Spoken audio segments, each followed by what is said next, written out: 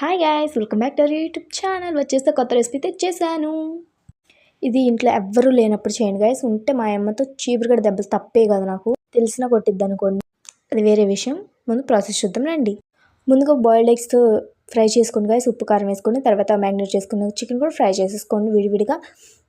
తర్వాత పలావులు వేసే దినుసులు ఉంటాయి కదా గైస్, స్టార్ పువ్వు, లవంగాలు, బిర్యానీ ఆకు, సోంపు, అవి వేసుకోండి. తర్వాత ఆనియన్స్, పచ్చిమిరకాయలు వేసుకొని వేపుకోండి గైస్. మీకు ఎన్ని కావాలంటే మేమైతే ఒకటి వేసుకున్నాను, 2 పచ్చిమిరకాయలు వేసుకున్నాను గైస్. అవి కూడా బాగా వేగాక 1 స్పూన్ అల్లం వెల్లుల్లి పేస్ట్ వేసుకోండి గైస్. తర్వాత టమాటాలు వేసుకోండి గైస్. టమాటా బాగా ఉడికాక ఆయిల్ పైకి రావాలి, అప్పుడు కొంచెం కారం, కొంచెం ధనియాల పొడి, సాల్ట్ కొంచెం వేసుకోండి గైస్.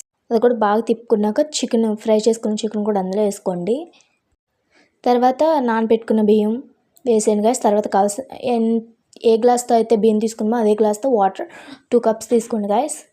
తర్వాత ఈ మొత్తం ఉడకాలి. కొంచెం కొత్తిమీర, కొంచెం సాల్ట్ వేసుకొని మూత పెట్టుకోండి. జస్ట్ ఒక 10 మినిట్స్ అవ్వగానే కట్టేయండి. 10 అంటే 10 కాదు, ఒక 20 మినిట్స్ ఉడకనివ్వండి.